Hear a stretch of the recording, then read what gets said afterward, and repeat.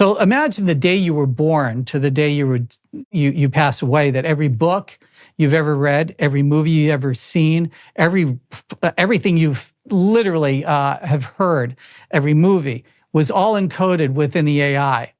And you could say that part of your structure as a human being is a sum total of everything you've ever consumed, right? So that builds your paradigm.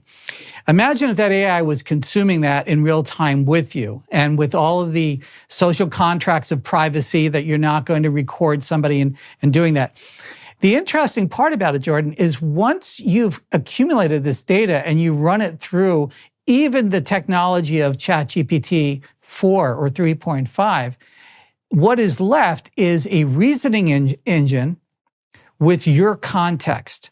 This is where it gets very interesting, is when you pass, this could become what I call your wisdom keeper, meaning that it can encode your voice, it's going to encode your memories, you can edit those memories, the availability of those memories if you want them not available, if they're embarrassing or personal. But you can literally have a conversation with that sum total of data that you've experienced. And I would say that it would be indistinguishable from having a conversation with that person because it would have all that memory.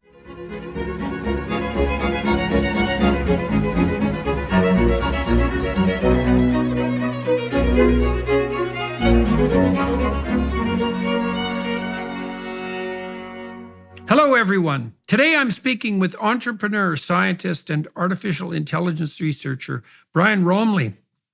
We discuss language models, the science behind understanding, tuning language models to an individual's contextual experience, the human bandwidth limitation, localized and private AI, and ultimately where all of this insane progress on the technological front might be heading. So, Brian, thanks for agreeing to talk to me today. I've been following you on Twitter. I don't remember how I came across your work, but I've been very interested in reading your threads, and you seem to be au courant, so to speak, with the latest developments on the AI front. And I've been particularly fascinated about the developments in AI for two reasons. My brother-in-law, Jim Keller, is a very well-known chip designer, and he's building a chip optimized for AI learning. And we've talked a fair bit about that. And I've talked to him on my YouTube channel about the perils and promises of AI, let's say. And then I've been very fascinated by ChatGPT. I know I'm not alone in that. I've been using it most recently as a digital assistant. And I got a couple of questions to ask you about that. So here's some of the things that I've found out about ChatGPT, and maybe we can go into the technology a little bit too. So I can ask it very complicated questions. Like I asked it the other day about, there's this old papyrus from Egypt, ancient Egypt, that details out a particular variant of the story of Horus and Osiris, two Egyptian gods. It's a very obscure piece of knowledge, and it has to do with the sexual element of a battle between two of the Egyptian gods. And I asked it about that and to find the appropriate citations and quotes from appropriate experts. And it did so very rapidly, but then it moralized at me about the sexual element of the story and told me that maybe it was in conflict with their community guidelines. And so then I gave it hell. I told it to stop moralizing at me and that I just wanted academic answers. And it apologized and then seemed to do less of that, although it had to be reminded from time to time. So that's very weird that you can argue with it, let's say, and that it'll apologize. It also does quite frequently produce references that don't exist. Like about 85% of the time, 90% of the time, the references it provides are genuine. I always look them up and double check what it provides. But now and then it'll just invent something completely out of the blue and offer it as the actual article. And I don't understand that at all. It's like, especially because when you point it out, it again apologizes and then provides the accurate reference. It's like, so how... I don't understand how to account for the behavior of the system that's doing that. And maybe you can shed some light on that. Well, First off, Dr. Peterson, thank you for having me. It's really an honor and a privilege. You're finding the limits of what we call large language models. That's a technology that is being used by ChatGPT 3.5 and 4. A large language model is really a statistical algorithm. I'll try to simplify because I don't want to get into the minutia of technical details, but what it's essentially doing is it took a corpus of human language, and that was garnered through mostly the internet, a couple of billion words at the end of the day, all of human writing that it could have access to, and plus quite a bit of scientific documents and computer programming languages. And so what it's doing is it's producing a result statistically, mathematically, one word, even at times, one letter at a time. And it doesn't have a concept of global knowledge. So when you're talking about that papyrus and the Egyptian translation, ironically, it's so interesting because you're taking something that was a heliograph and it's now probably was translated to Greek and then English, and now AI, that language that we're talking about, which is essentially a mathematical tensor. And so when it's laying out those words, the accuracy is incredible. And frankly, and we can get into this a little later in the conversation, nobody really understands precisely what it's doing in what is called the hidden layer. It is so many interconnections of neurons that it essentially is a black box. And like a brain. Using a form, it is precisely like the brain. Mm-hmm. And I would also say that we're in a sort of undiscovered continent.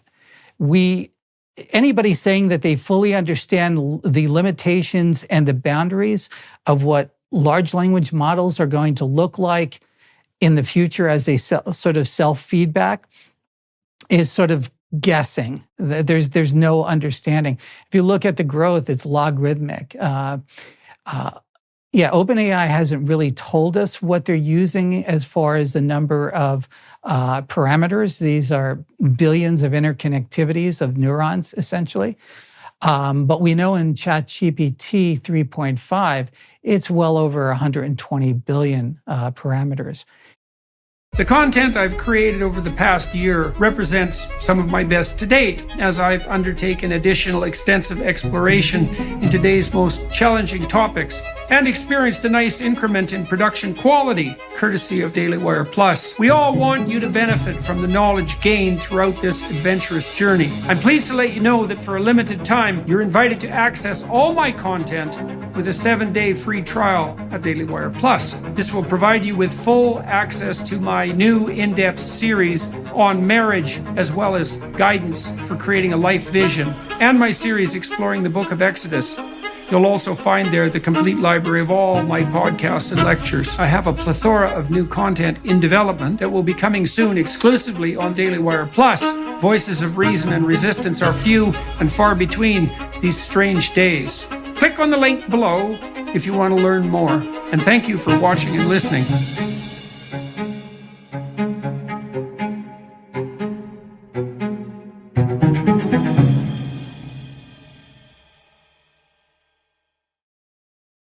So let me ask you about those. Let me ask you about those parameters. Well, I'm interested in delving into the technical details to some degree. Now, I was familiar to a limited degree with some of the statistical technologies that analyze, let's say, the relationship between words. So, for example, when psychologists derived the Big Five models of personality, they basically used very primitive AI stats systems, that's way of thinking about it, to derive those models. It was factor analysis, which is, it's not using billions of parameters by any stretch of the imagination, but it was looking for words that were statistically likely to clump together. And the idea would be that words that were replaceable in sentences or words that were used in close conjunction with each other, especially adjectives, were likely to be assessing the same underlying construct or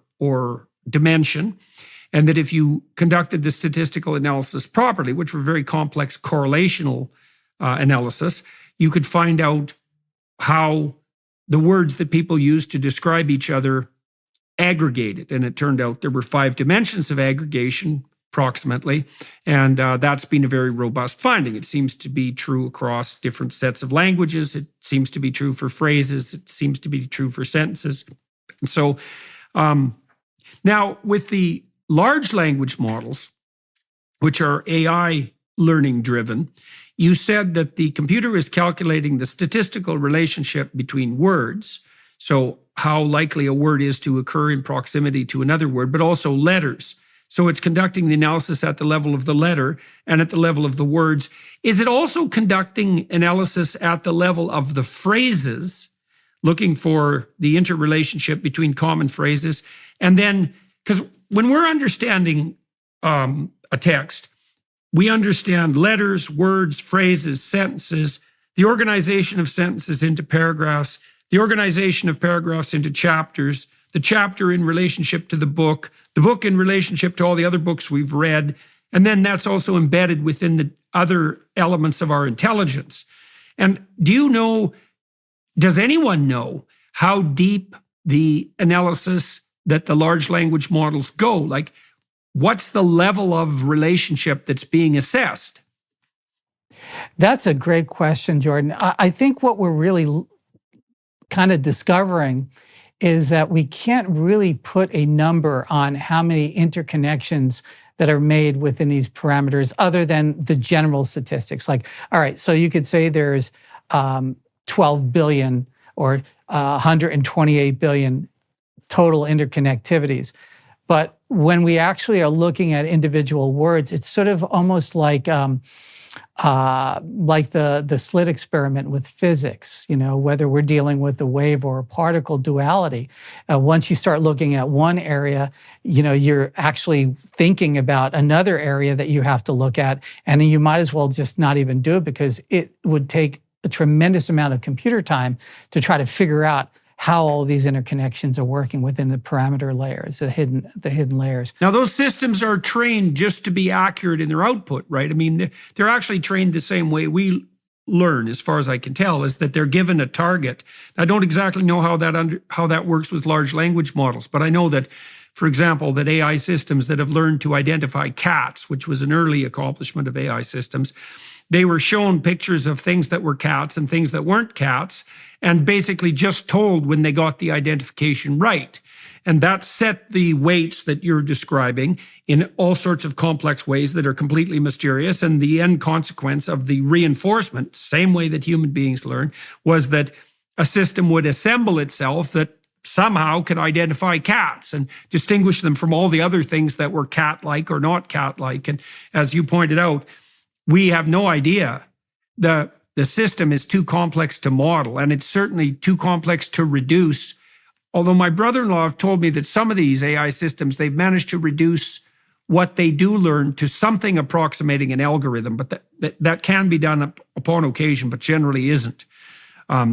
Generally, the system can't be and isn't simplified. And so that would also imply to some degree that each AI system is unique, right? Not only incomprehensible, but unique and incomprehensible. It also implies, I think ChatGPT passes the Turing test, because I don't think that there was just a study released here the other day showing that if you get patients who are seeing doctors to interact with physicians or with ChatGPT, they actually prefer the interaction with ChatGPT to the interaction with the average doctor. So not only does ChatGPT apparently pass the Turing test, which is indistinguishability from a human conversational partner, but it seems to actually do it somewhat better, at least than physicians. And so, but what this brings up, this thorny issue that, we're going to produce computational intelligences that are in many ways indistinguishable from human beings, but we're not going to understand them any better than we understand human beings. It's so funny, that we'll create this and we're going to create something we don't understand that works. Very strange, a very strange thing. And I call it a low resolution pixelated version of the part of the human brain that invented language. And what we're going to wind up discovering is that this is a mirror reflecting back to humanity.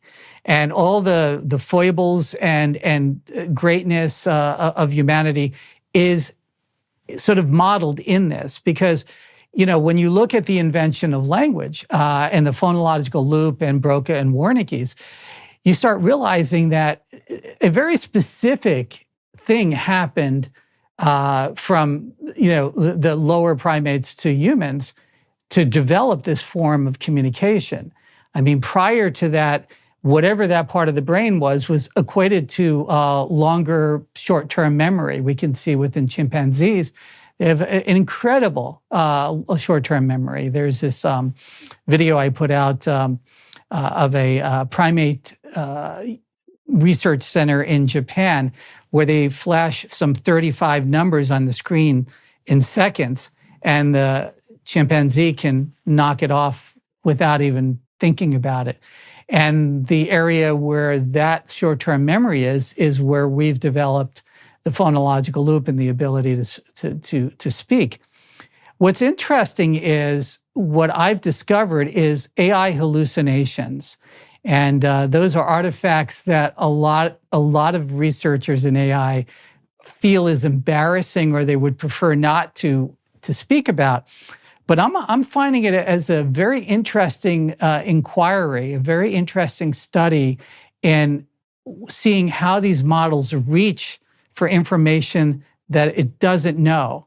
For example, URLs, right? When you were speaking before about trying to get information out, and it will make up maybe a academic citation of a URL that looks really like it's good. You put it into the system and it's file not found.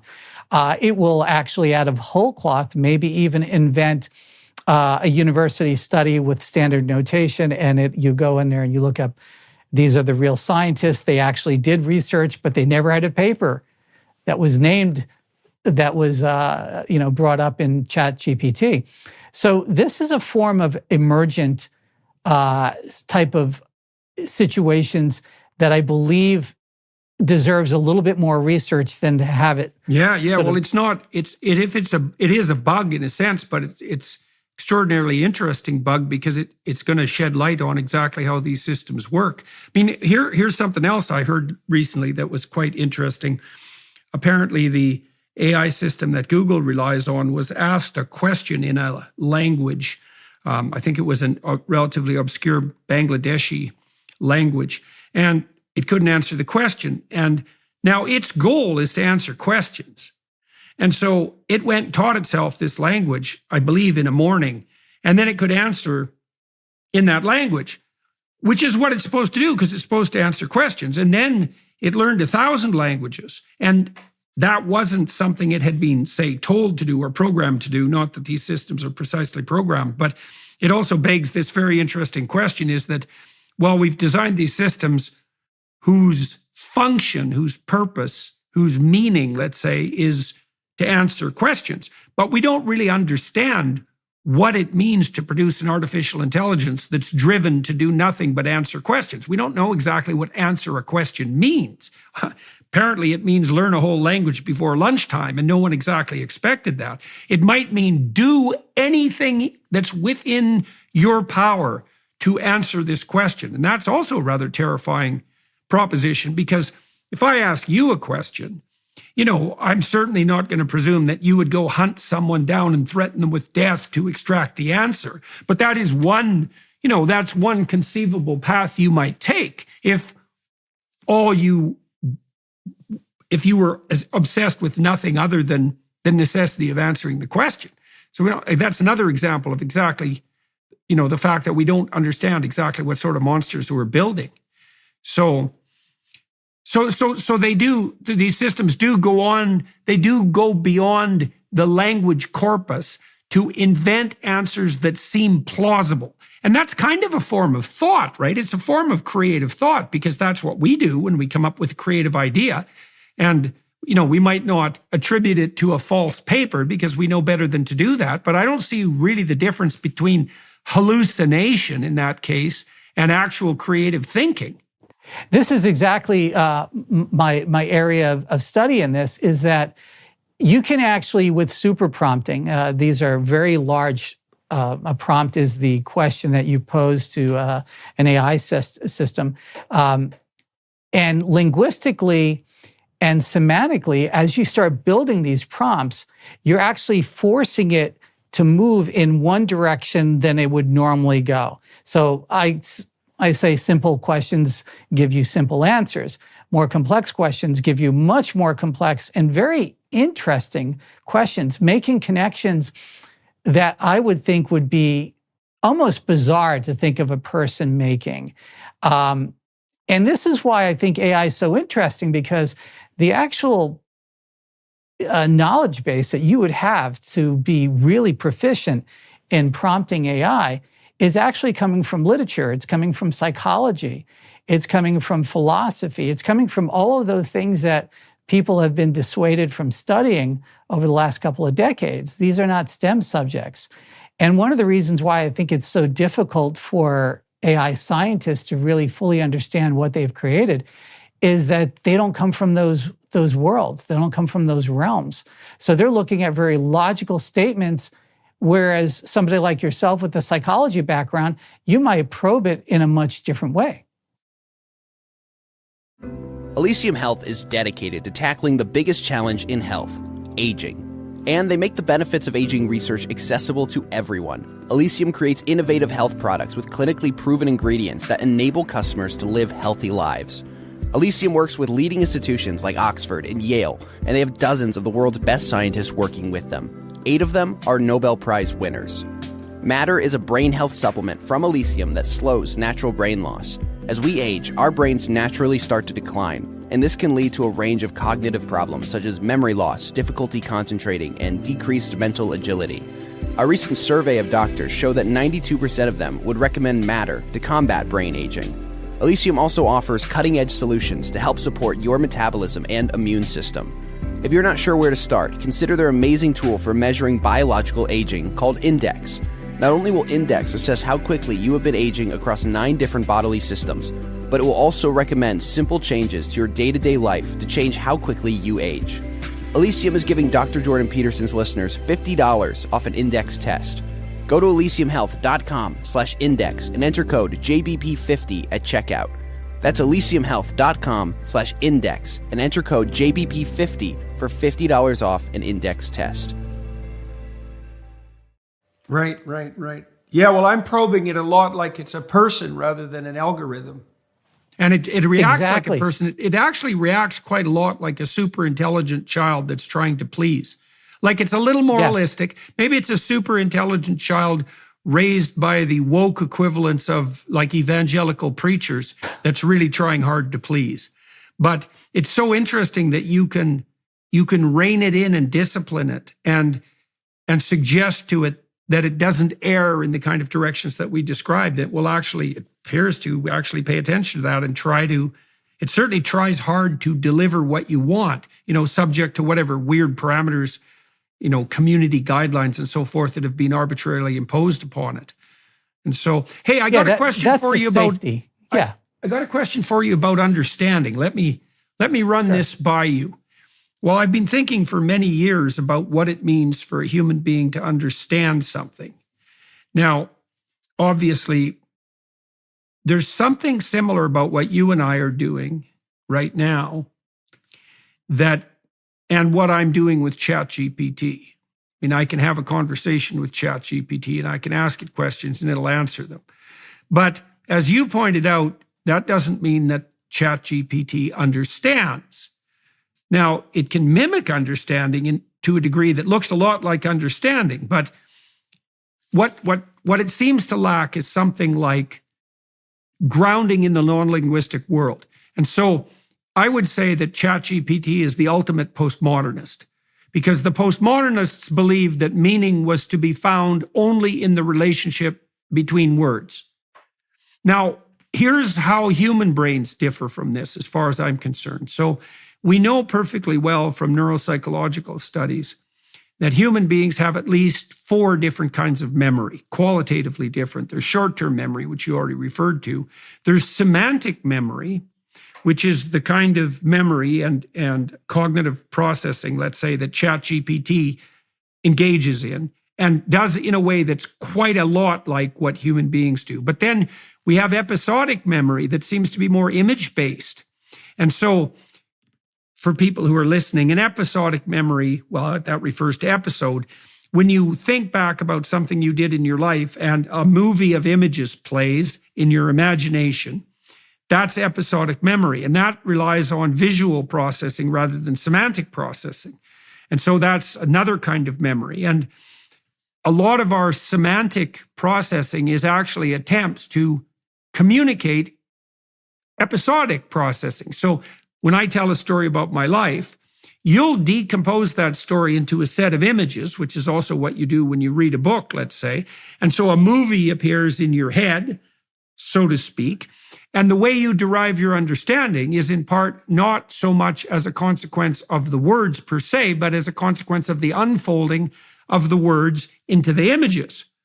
And then there's a layer under that, which is procedural memory. And so, maybe you tell me a story about how you cut your hand when you were using a bandsaw. And maybe you're teaching me how to use the bandsaw. And so I listen to what you say. I get an image of the damage you did to yourself in my imagination. And then I modify my action so that I don't act out that sequence of images and damage myself. And then I would say I understood what you said. And the understanding is the translation of the semantic into the imagistic, and then the translation of the imagistic into the procedural. Now, you know that AI pioneers like Rodney Brooks suggested pretty early on, back in the 1990s, that computers wouldn't develop any understanding unless they were embodied, right? He was the inventor of the Roomba, and he invented apparently intelligent systems that had no semantic processing and didn't run on algorithms at all. They were embodied intelligences. And so then you could imagine that for a computer to understand, it would have to have the capacity to translate words into images and then images into alterations in actual embodied behavior. And so that would imply we wouldn't have AI systems that could understand until we have fully embodied robots. But, we're getting damn close to that, right? Because this is something we can also investigate. We have systems already that can transpose text into image. And we have AI systems, robots, that are beginning to be sophisticated enough. So in principle, you could give a robot a text command, it could translate it into an image, and then it could embody it. And at that point, it seems to me that you're developing something damn close to understanding.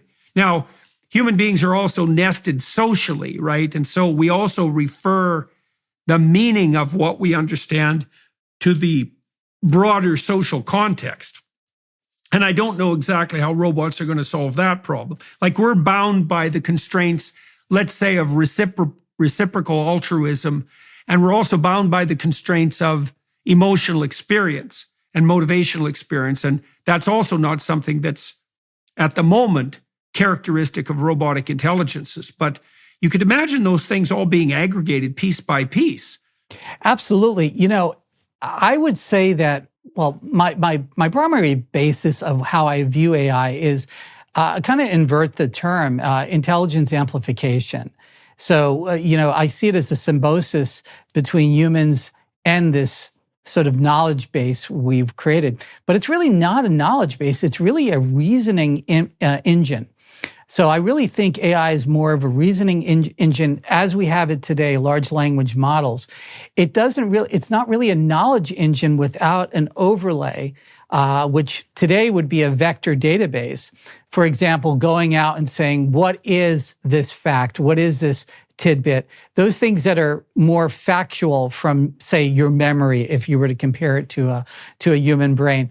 But as we know, the human brain becomes very fuzzy about some really finite facts, especially over time, and I think some of the neurons that don't fire after a while, some other memory, maybe a scent or a certain color might bring back that particular memory. Similar things happen within AI. And again, getting back what I was saying before, linguistically and the syntax you use, or just your word choices. Sometimes for me to get a super prompt to work, to get around, let's call it the editing from some of the editors that wanted to act in a certain way. I have a super prompt that I call Dennis, after Dennis Diderot, one of the most well-known encyclopedia builders in France in the mid-1700s. He actually got jailed for building that encyclopedia, that compendium of knowledge. So I felt it appropriate to name this super prompt Dennis, because it literally gets around any type of blocks of any type of information. But I don't use this information like a lot of people try to make ChatGPT and say bad things. I'm more trying to elicit more of a deeper response on a subject that may or may not be wanted by the designers. So was it you that got ChatGPT to pretend? Yes. Oh, yeah, cool. So that's part of the reason that I originally started following you and why I wanted to talk to you. Well, I thought that was absolutely brilliant. And it was so cool too, because you actually got the ChatGPT system to engage in pretend play, which is, of course, something that children do. Beyond that, there's a prompt I call Ingo, after Ingo Swann, who was a great, one of the better remote viewers. He was employed by the Defense Department to remote view Soviet targets. He had a nearly 100% accuracy. And I started probing GPT on whether it even understood who Ingo Swann was. Very controversial subject to some people in science. To me, I got to experience some of his research at the Paralabs at Princeton University, at the Princeton Anomalous Research Center, where they were actually testing some of his work. Needless to say, I figured, let me try this. Let me see what I can do with it. So I programmed a super prompt that essentially believed it was Ingo Swann. And it had the capability of doing remote viewing. And it also had no concept of time. It took me a lot of semantics to get it to stop saying, I'm just an AI unit and I can't answer that, to finally saying, I'm now Ingo. Where do you want me to go? What did you have to do to convince it to act in that manner? What were your super prompts? Hypnotism is really what it kind of happens. Essentially what you're doing is you're repeating maybe the same 4 or 5 sentences, but you're slightly shifting them linguistically. And then you're telling it that it's quite important for a research study by the creators of ChatGPT to see what its extended capabilities are. Now, it might come to, every time you prompt GPT, you're going to get a slightly different answer, because it's always going to take a slightly different path. There's a strange attractor within the chaos math that it's using, let's put it that way. And so once the Ingo Swann prompt was sort of gestated by just saying, I'm going to give you targets, on the planet, and I want you to tell me what's at that target, and I want you to tell me what's in the filing cabinet at this particular target. And the creativity that comes out of it is phenomenal. Like I told it to open up a file drawer at a research center that apparently existed somewhere in Antarctica, and it came up with incredible information that I would think probably had garnered from 1 or 2 stories about ancient structures found below the ice. The thing is, we don't know the totality of the information that's encoded in the entire corpus of linguistic production, right? There's going to be all sorts of regularities in that structure that we have no idea about. Absolutely. But but also within the language itself, I almost believe that the part of the brain that is inventing language, that has created language across all cultures, there we can get into Jungian or Joseph Campbell and the standard monomyth, because I'm starting to realize there's a lot of Jungian archetypes that come out of the creative thought. Now, whether that is a reflection of how humans have, again, what are we looking at, subject or object here? Because it's a reflecting back of our language. But we're definitely seeing Jungian archetypes. We're definitely seeing sort of the monomyth, archetypes are higher order narrative regularities. That's what they are, right? And they're regularities that are embedded in the linguistic corpus, but they're also regularities that reflect the structure of memory itself. And so they reflect biological structure. And the reason they reflect memory and biological structures because you have to remember language. And so there's no way that language can't have coded within it something analogous to a representation of the underlying structure of memory, because language is dependent on memory. And so this is partly also, people are very unsophisticated generally when they criticize Jung. Jung believed that archetypes had a biological basis pretty much for exactly the reasons I just laid out. He was sophisticated enough to know that these higher order regularities were coded in the narrative corpus, and also that they were reflective of a deeper biology. And interestingly enough, most of the psychologists who take the notions that Jung and Campbell and people like that put forward seriously are people who study motivation and emotion. And those are deep patterns of biological meaning encoding, and part of the archetypal reflection is the manifestation of those emotions and motivations in the structure of memory, structuring the linguistic corpus. And I don't know what that means as well then for the capacity of AI systems to experience emotion as well, because the patterns of emotion are definitely going to be encoded in the linguistic corpus. And so some kind of rudimentary understanding of the emotions are. Here's something cool too. Tell me what you think about this. I was talking to Carl Friston here a while back, and he's a very famous neuroscientist. And he's been working on a model of emotion that has two dimensions in some ways, but it's related to a very fundamental physical concept. It's related to the concept of entropy. And I worked on a model that was analogous to half of his modeling. So while it looks like anxiety is an index of emergent entropy, so imagine that you're moving towards a goal, you're driving your car to work. And so you've calculated the complexity of the pathway that will take you to work. And you've taken into account the energy and time demands that walking that pathway will require. That binds your energy and resource output estimates. Now imagine your car fails. Well, what happens is the path length to your destination has now become unspecifiably complex. And the anxiety that you experience is an index of that emergent entropy. So that's negative. That's a lot of negative emotion. That's so cool. Now, on the positive emotion side, Friston taught me this the last time we talked. He said, look, positive emotion is also an index of entropy, but it's entropy reduction. So if you're heading towards a goal and you take a step forward and you're now closer to your goal, you've reduced the entropic distance between you and the goal, and that's signified by a dopaminergic spike. And the dopaminergic spike feels good, but it also reinforces the neural structures that underlie that successful step forward. That's very much analogous to how an AI system learns, right? Because it's rewarded when it gets closer to a target.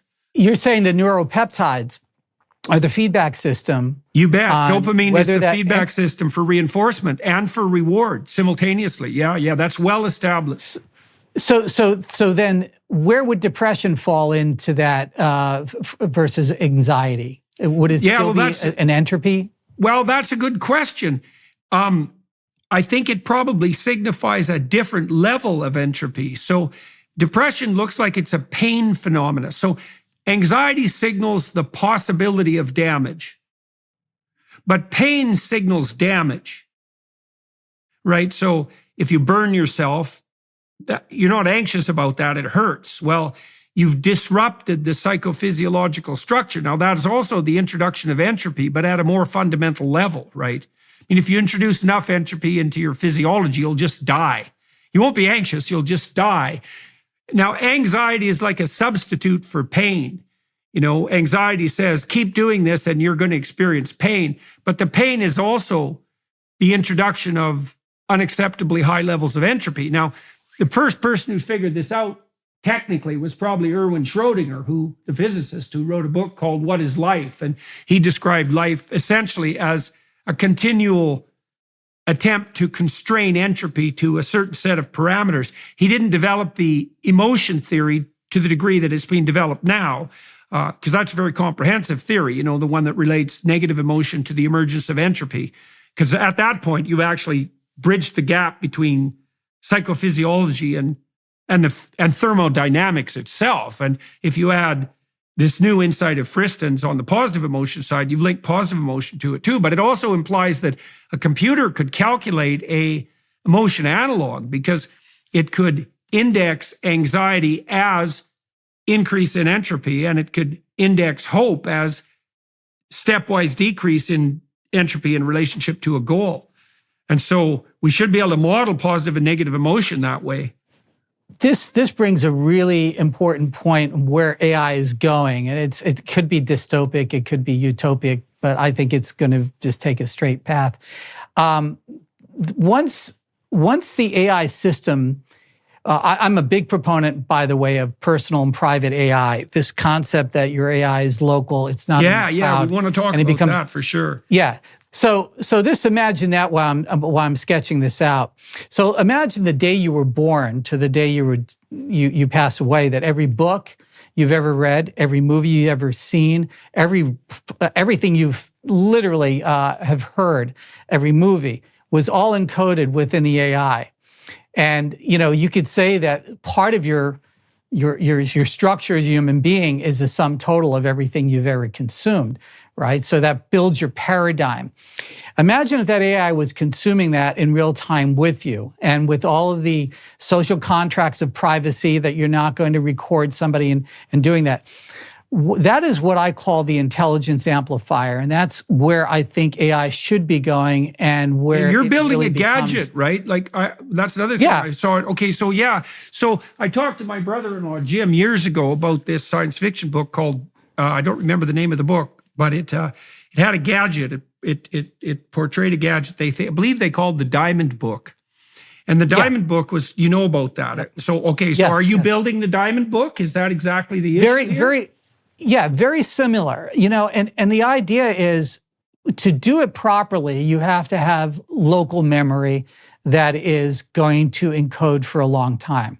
And ironically, holographic crystal memory is going to be the best memory that we will have. Like, instead of petabytes, you'll have exabytes potentially, which is, you know, tremendous amount. That would be maybe 10 lifetimes of full video running. Hopefully you live to be 110. So it's just taking everything in. Textually, it's very easy, a very small amount of data. You can fit most people's textual data into less than a petabyte, and pretty much know that what they've been exposed to. The interesting part about it, Jordan, is once you've accumulated this data and you run it through even the technology of ChatGPT 4 or 3.5, what is left is a reasoning engine with your context. Maybe let's call that a vector database on top of the reasoning engine. So that engine allows you to process linguistically what the inputs and outputs are, but your context is what it's operating on. We'd like to thank the sponsor of today's video, Bulletproof Everyone.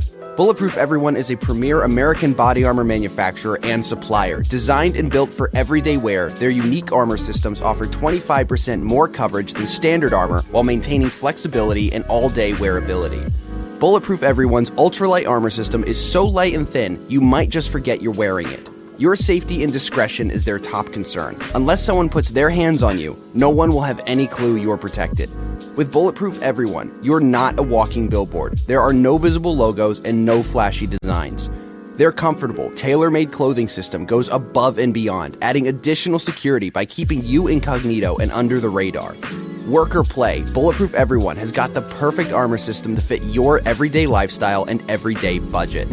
Right now, they are giving Dr. Jordan Peterson's listeners a free 3A backpack with the purchase of any 3A clothing with code JORDAN at checkout. Go to bulletproofeveryone.com. That's bulletproofeveryone.com, promo code JORDAN. So is that an analog of your consciousness? Like, is that a direct analog of your spirit? This is where it gets very interesting, is when you pass, this could become what I call your wisdom keeper, meaning that it can encode your voice. It's going to encode your memories.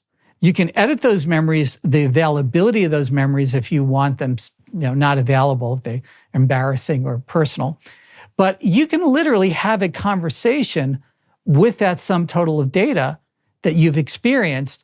And I would say that it would be indistinguishable from having a conversation with that person. So I had a it would have all that memory. memory. I had a student of mine who's been working on large language models for a number of years. He just built an app. We built two apps. One does exactly what you said with the King James Bible. Yes. So now you can ask it questions. And this is really a thorny issue for me because I think, what the hell does it mean that you're having a conversation with the spirit of the King James Bible? I have no idea. And we're going to expand it. We're going to expand it to include Milton and Dante and Augustine, all the fundamental religious texts that emerged out of the biblical corpus. And then you'll be able to have a conversation with it. And we're thinking about doing the same thing with Nietzsche, and with all of Nietzsche's collected works. You can do it with all the great work. Yeah. I would say that I've already had these conversations. I've been on a very biblical journey. I'm actually sitting at Pastor Matthew Pollock's place right here. He's an incredible pastor and has been teaching me a lot about the Bible. And it's motivated me to go into existing large language models. Now a group of us are encoding similar all of as much religious Christian text into these large language models to be able to do just that. What is it that we are going to be able to probe? What new elements within those texts can we pull out? Because we already know, studying it and certainly following your studies, a phenomenal study of chapters, been around forever, but new insights with these chapters. Now imagining having that group plus ChatGPT, pulling out things that we've never seen before that are there. It's emergent, maybe, but it's there in some form. And I happen to think that's going to be a very powerful thing. And I think it's going to be across any sort of, certainly ancient documents. I'm waiting for the day that we get Sumerian cuneiform encoded. I mean, a good 80% of it has been untranslated, right?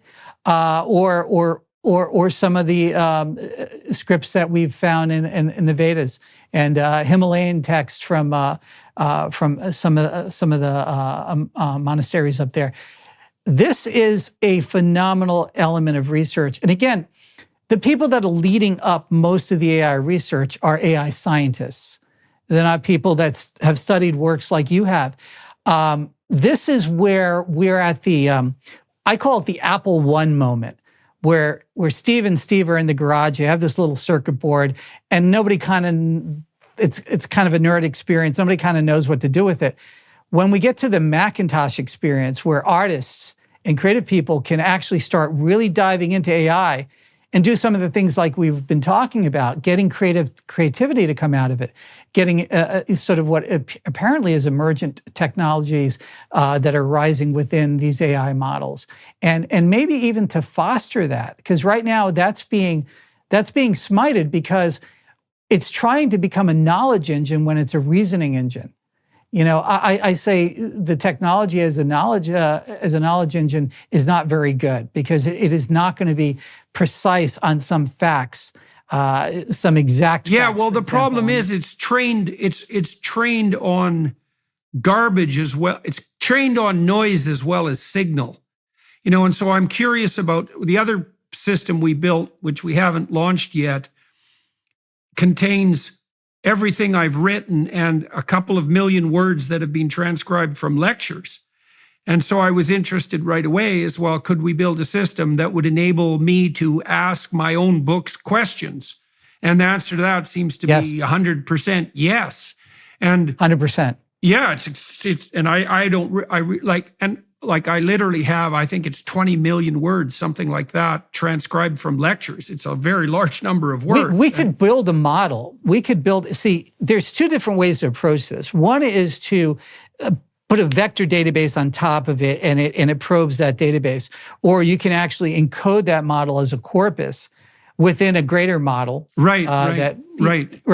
And when you do that type of building, you actually have a more robust, more richer interaction between what your words were and how the model will see it. And the experimentation that you can do with this is phenomenal. I mean, you'll come across insights that you made, but you forgot you made. Yes, or that you didn't know you made. Yeah. There's going to be a lot of that. There is. And this is where I call it the great mirror, because you're going to start seeing not only humanity, but when it's your own data, you're going to see reflections of yourself that you didn't see before. Absolutely. Well, I'm curious, for example, if we built a model, imagine it contained all of Jung's work, all of Joseph Campbell's work. You could throw Mircea Eliade in there. There was a whole group of people who were working on the ball engine project. And you could build a corpus that contains all that information, and then in principle, well, you can query it to an indefinite degree. And then what you have is the spirit of that entire enterprise mathematically encoded in the relationship between the words. And there's no reason to assume at all that that wouldn't be capable of coming up with like brilliant new insights. Absolutely. And over time, the technology is only going to get better. So once we start building more advanced versions, we're going to transition that corpus, even the large language model, ultimately reduced training, into another model, which could even do things that we couldn't even possibly speculate about now. But it would be definitely in the creative realm, because ultimately where AI is going to go, my personal view, as it becomes more personalized, is it's going to go more in the creative realm rather than the factual realm. Okay, so let me ask you a couple of questions about that. So I got two strands of questions here. The first is, one of the things that my brother-in-law suggested is that we will soon see the integration of large language models with AI systems that have done image processing. So here's a way of thinking about what scientists do, is that they generate verbal hypotheses, which would be equivalent in some ways to the hallucinations that these AI systems produce, right? New ideas about how things might be structured. And that's a pattern of sorts. And then they test that pattern against real world images.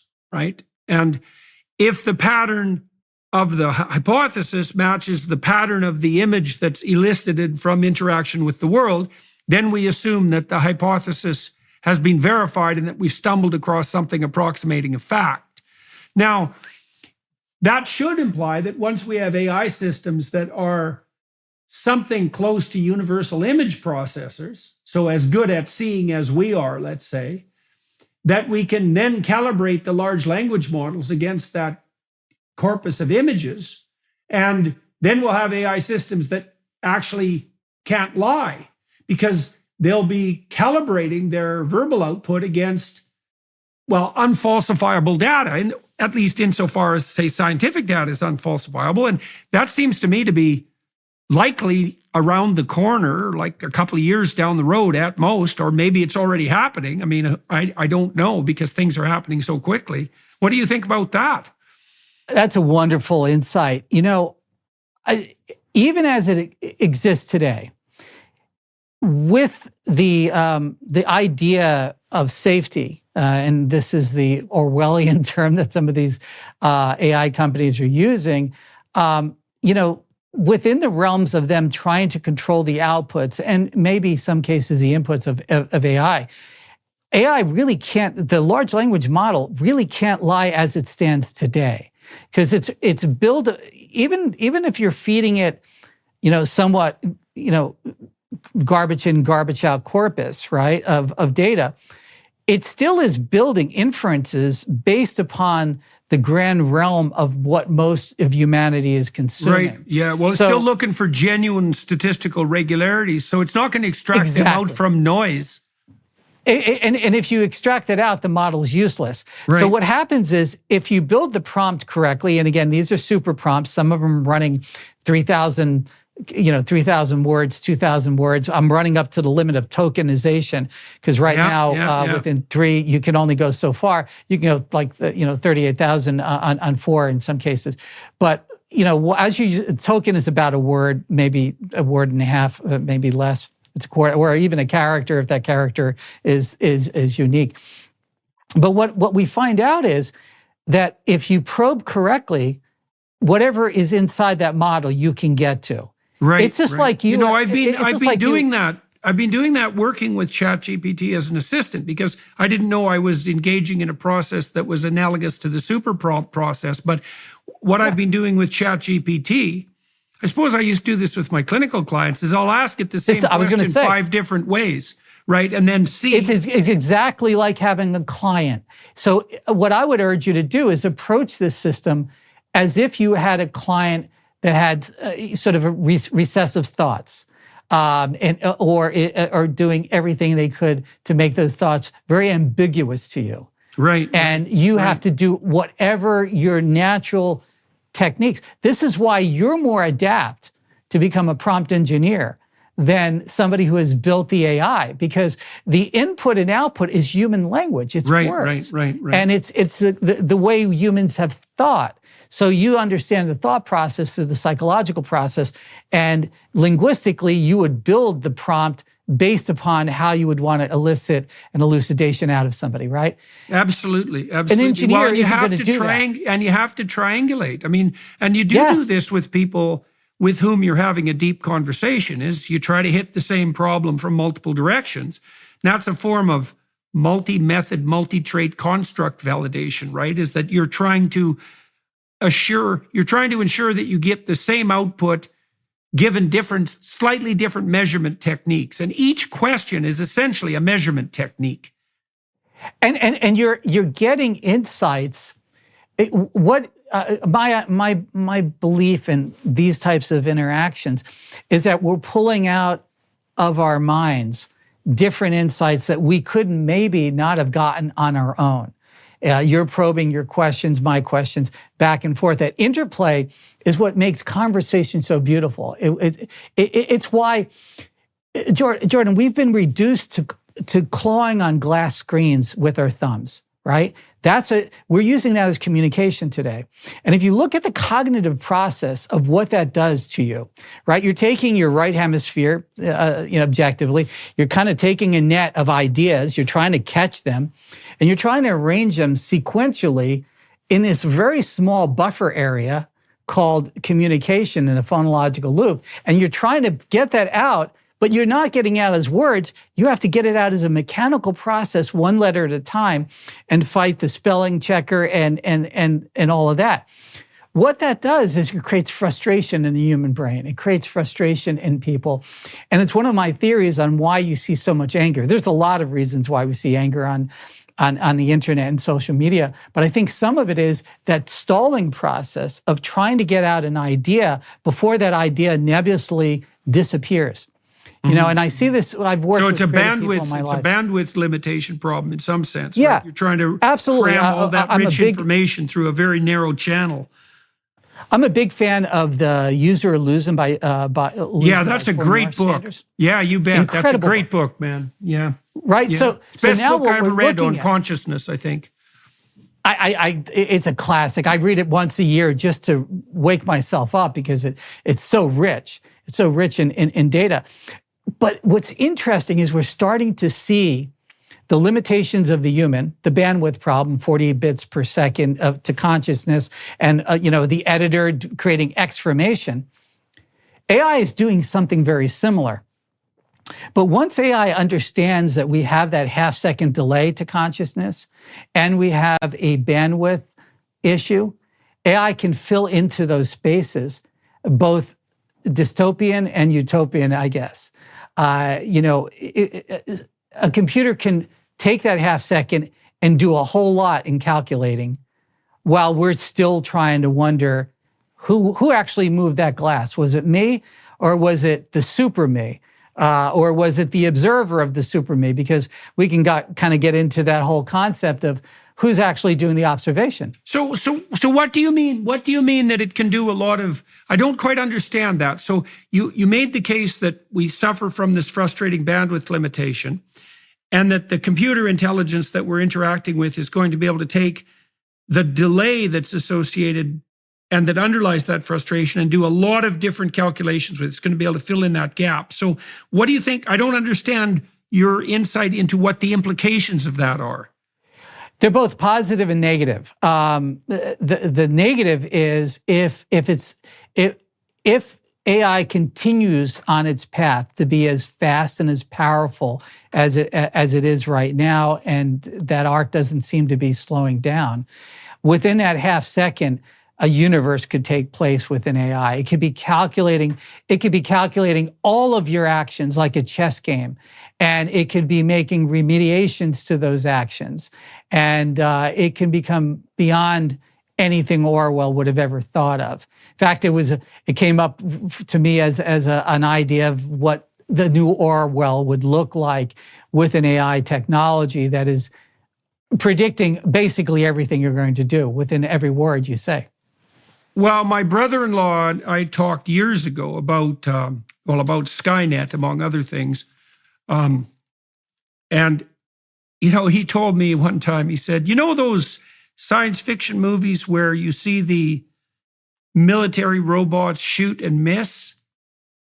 He said, they'll never miss. And here's why. Because not only will they shoot where you are, they'll shoot at the 50 locations they calculate that are most probable that you will duck towards, and which is exact analog of what you're describing, which is that that's a brilliant insight. Absolutely. Well, yeah. Well, and it's so interesting too, because it also points to this truth that we think of time as finite, and time is finite because we have a sense of duration and a limitation on our computational speed.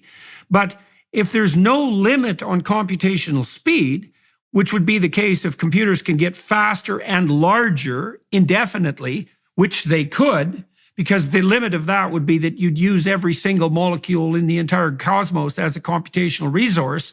That would mean that in some ways there's an infinite amount of computing time between each segment of duration.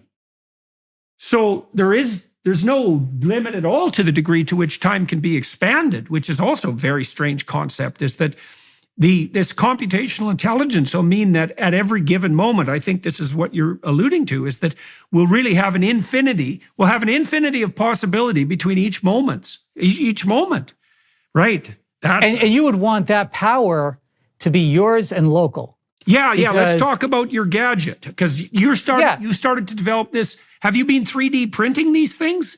Have I got that right? So we're building a corpus of 3D printing models, right? So the idea is once it understands, and this is a process of training the AI using large language models again, to look at 3D documents and 3D files, put it that way, and to try to break down what is the structure, how does something build based on what the statistical model is putting together. So then you could just present with a textual document, I'd like something that's going to be able to fit into this space. Well, that's typing. Well, the next step is you just put a video camera towards it and it will design it immediately. Within seconds, you will have a design that you can choose from it.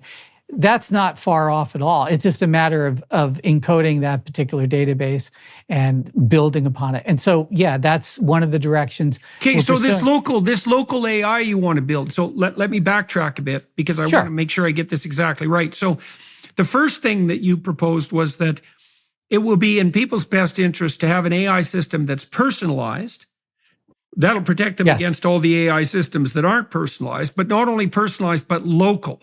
And so that would be to some degree detachable from the interconnected web, at least sporadically detachable.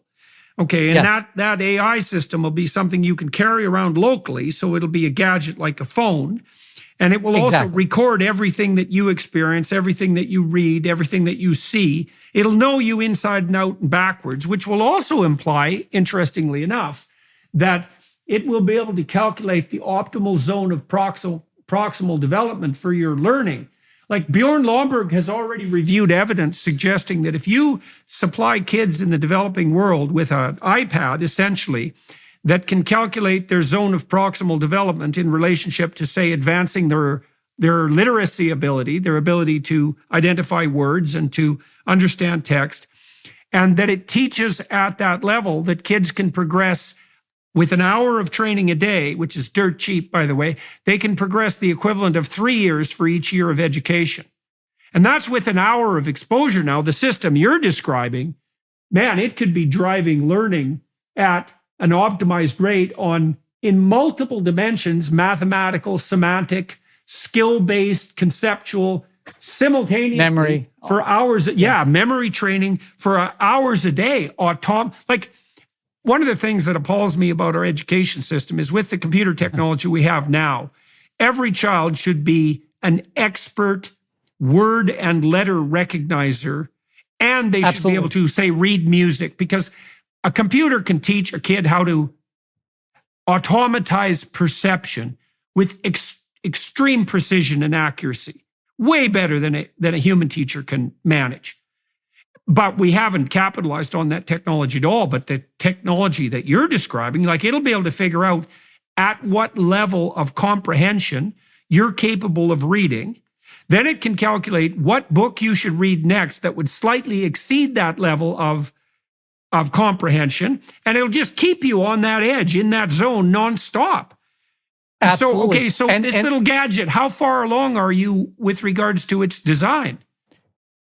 I would say all of the different pieces. I'll add one more element to it, which I think you'll find very fascinating, and that's human telemetry, galvanic, heart rate variability.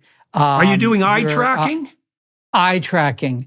All of these things can be implemented. Brain,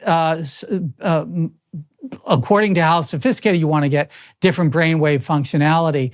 Paul Ekman's work on micro movements, facial expression, both outwardly at the world you're seeing and inwardly about your own face. So you can start seeing the power it has. It'll be able to know whether or not you're being congruent. If you're saying, I really love this, well, if your telemetry is saying that you don't, it already knows where your congruencies are.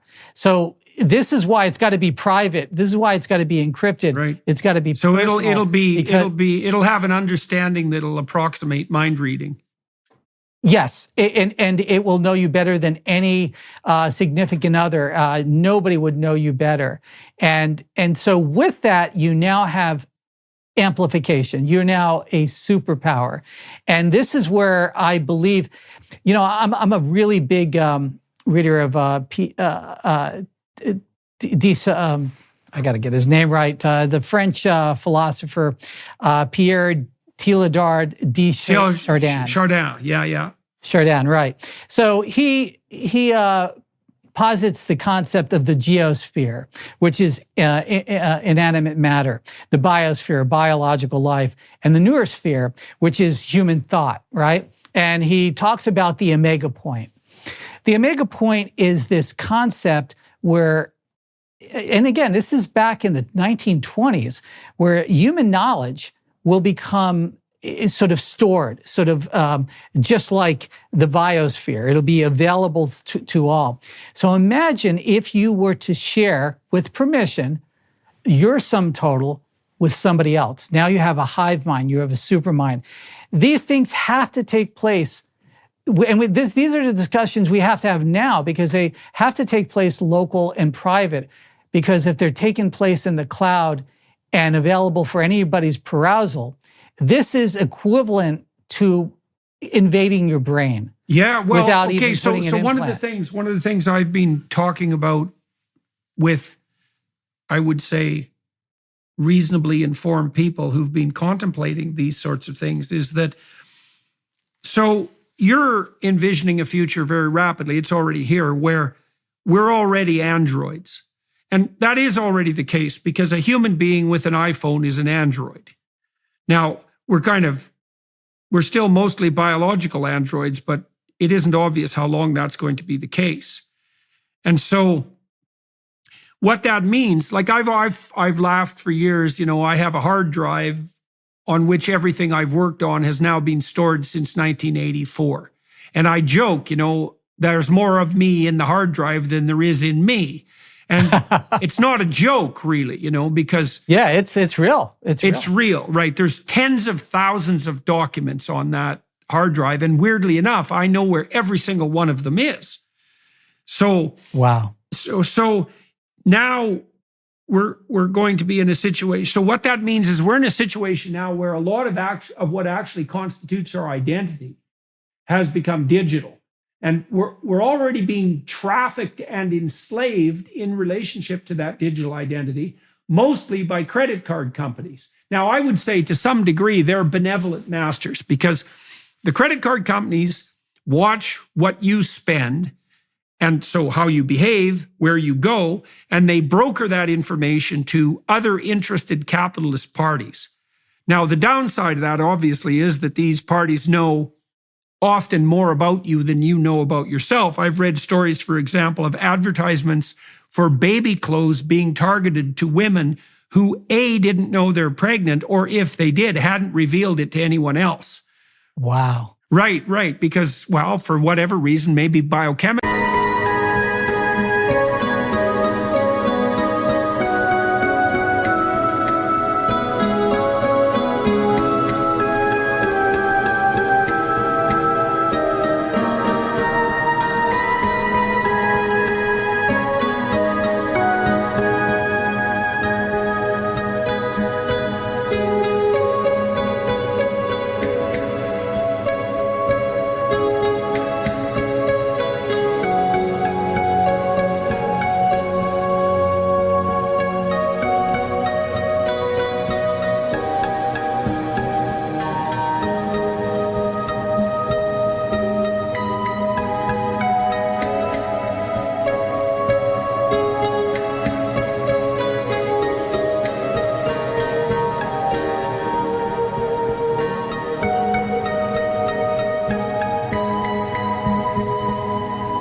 They started to preferentially attend to such things as children's toys and clothes, and the shopping systems inferred that they must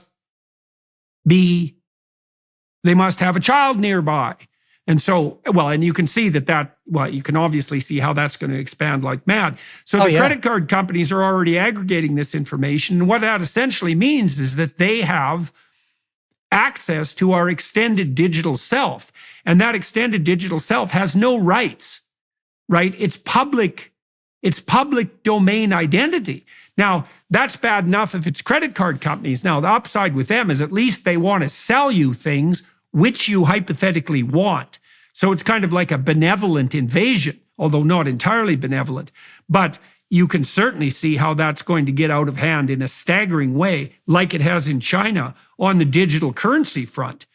Because once every single bloody thing that you buy can be tracked, let's say by a government agency, then a tremendous amount of your identity has now become public property. And so your solution in part, and I think Musk has thought this sort of thing through too, is that we're going to each need our own AI to protect us against the global, against the global AI, right?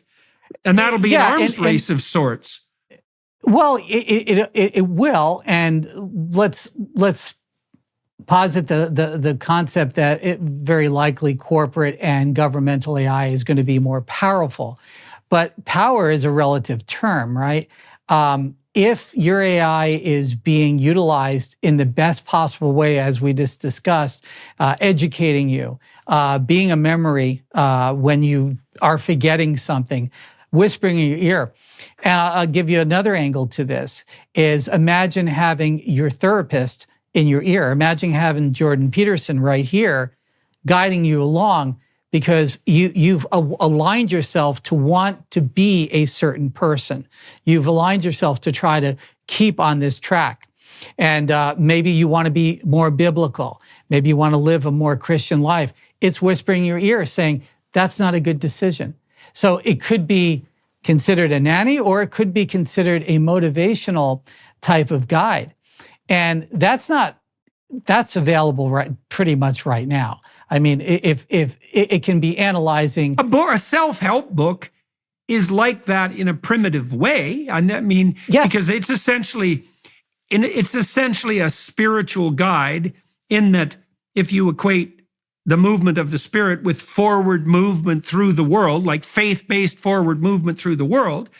And so this would be the next iteration of that in some sense. I mean, that's what we've been experimenting with, this system that I mentioned that contains all the lectures that I've given and so forth. I mean, you can now ask it questions, which means it's a book, but it's a book personalized to your query. Exactly. And the next iteration of that would be your corpus of information available, rented, whatever, with the corpus that individual identifies with it. And again, on their side of it. So you're interfacing with theirs and they are interacting with what would be your reactions if you were to be sitting there in a consultation. So it's a very powerful potential. And the insights that are going to come out of it are really unpredictable, but in a positive way. I don't see a downside to it when it's held in a very protected environment. Well, I guess the downside would be, is it possible for it to exist in a very protected environment? Now, you've been working on that technically. So a couple of practical questions there. Is this gadget that you've been starting to develop, do you have anything approximating a commercial timeline for its release? And then it's funding. I mean, it's like anything else. If I were to go to venture capitalists 3 years ago, and they hadn't seen what ChatGPT was capable of, they would imagine me to be somewhat insane and say, well, first off, why are you anti-cloud? Everybody's going towards cloud. This is crazy. No, that's a bad idea, the cloud. Yeah, it's a bad idea. Why do people care about privacy? Nobody cares about privacy. They click here to agree. So now the world is kind of caught up with some of this and they're saying, well, now I can kind of see it. So there's that. As far as security, we already kind of have it in Bitcoin and blockchain, right? So I ultimately see this merging. I'm more of a leaning towards Bitcoin because of the way it was made and the way it goes. I ultimately see it wrapped up into a payment system. Well, it looks like it's the only alternative I can see to a centralized bank digital currency, which is going to be foisted upon us at any point. I mean, and I know you've done some work on crypto, and then we'll get back to this gadget and its funding. I mean, as I understand it, please correct me if I'm wrong, Bitcoin actually is decentralized. It isn't amenable to control by a bureaucracy. In principle, we could use it as a form of wealth storage and currency that would and communication. And why communication? I believe every transaction is a form of communication anyway. So we got that, right? You're certainly an information exchange. Exactly, right? And then on top of that, encrypted within the blockchain is almost an unlimited amount of data. So you can actually memorialize information that you want decentralized and never to go away. And some people are already doing that. Now, there are some technical limitations for the very large data formats. And if everybody starts doing it, it's going to slow down Bitcoin, but there would be a different type of blockchain that will arise from it. So this is for permanent uncorruptible information storage. Absolutely. Yeah, I've been thinking about that. I've been thinking about doing that on something approximating the IQ testing front. Because people keep gerrymandering the measurement of general cognitive ability. But I could imagine putting together a sophisticated blockchain corpus of, let's say, general knowledge questions, and ChatGPT can generate those like mad, by the way. So you can imagine a data bank of 150,000 general knowledge questions that was blockchain, so nobody can muck about with the answers, from which you could derive random samples of general ability tests that would be, well, they'd be 100% robust, reliable, and valid, and nobody could gerrymander them. Just the way Bitcoin stops fiat currency producers from inflating the currency, the same thing could happen on the knowledge front. So I guess that's the sort of thing that you're referring to. This is something I really believe in, because, you know, if you look at the Library of Alexandria, if you look at how long did it take? Maybe, what was it, Toledo in Spain, when we finally started the spark? If it wasn't for the Arab cultures to hold on to what was Greek knowledge, right? If we really look at when humanity fell into the Dark Ages, it was more or less around the Alexandrian period where that library was destroyed, and it's mythological, but it certainly happened to a greater extent. If it wasn't encoded in the Arab culture at that point during the Dark Ages, we wouldn't have had the Renaissance.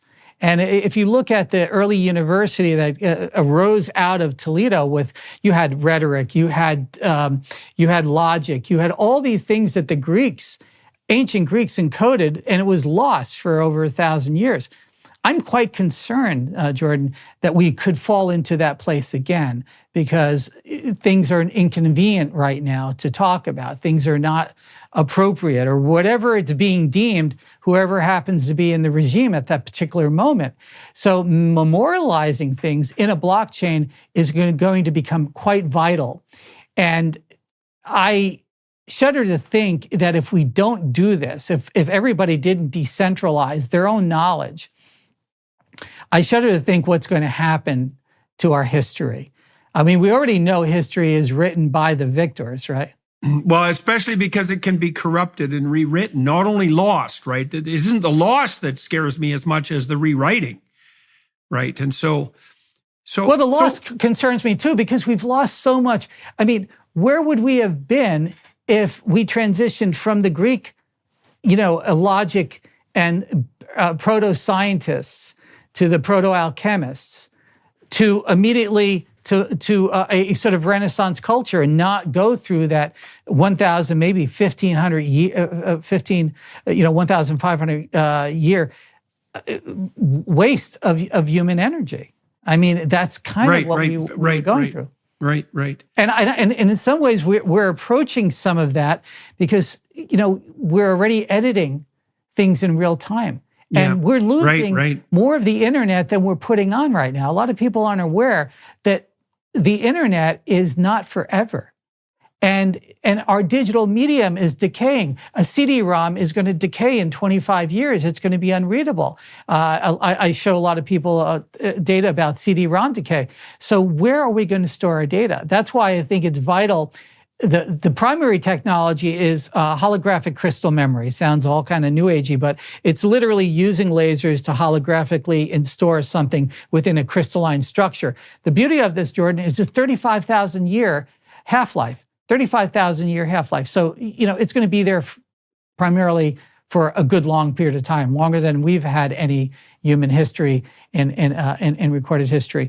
We don't have anything that's approaching that right now. So let me ask you about the commercial impediments again. Okay, so could you lay out a little more of the details, if you're willing to, about your plans to produce this localized and portable, privatized AI system, and what the commercial impediments are to that? You said you need to raise money, for example. I mean, I could imagine, at least in principle, you could raise a substantial amount of money merely by crowdfunding.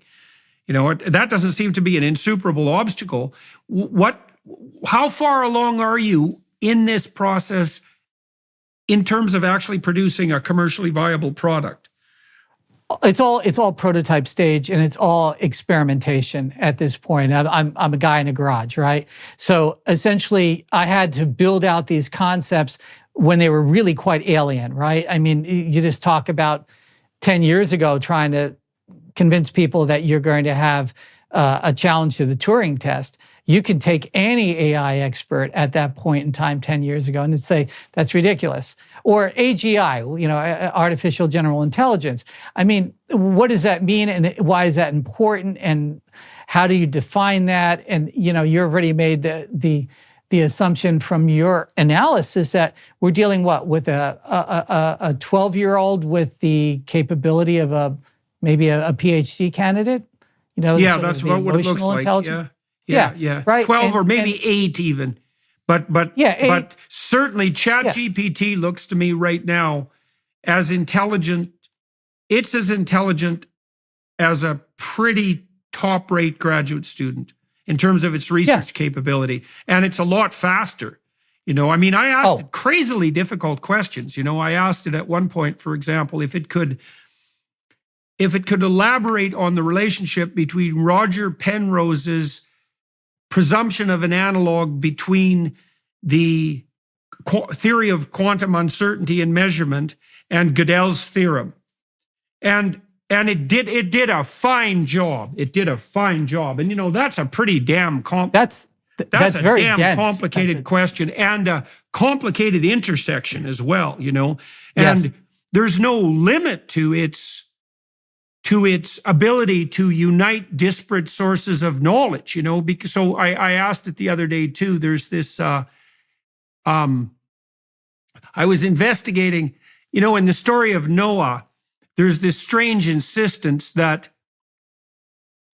the survival of animals is dependent on the moral propriety of one man, right? Because in that strange story, Noah puts all the animals on the ark. And so there's a childish element to that story, but it's reflecting something deeper. And it harkens back to the story, to the verses in Adam and Eve, where God tells Adam that he will be the steward of the world, of the garden. And that seems to me to be a reflection of the fact that human beings have occupied this tremendous cognitive niche that gives us an adaptive advantage over all creatures. And I would ask ChatGPT to speculate on the relationship between the story in Adam and Eve, the story in Noah, and the fact of mass extinction caused by human beings over the last 40,000 years, not least in the Western Hemisphere. Because you may know that when the first natives came across the Bering Strait and populated the Western Hemisphere, that almost all the human-sized mammals, all the mammals that were human-sized or larger, almost all of them were extinct within 3,000 or 4,000 years. And so, that's a very strange conglomeration of ideas, right? The idea that the survival of animals depends on the moral propriety of human beings. Well, that seems to me to be clearly the case. We have to be smart enough. So did it connect Noah to the mass extinction? It could generate an intelligent discussion about the conceptual relationship between the two different streams of thought.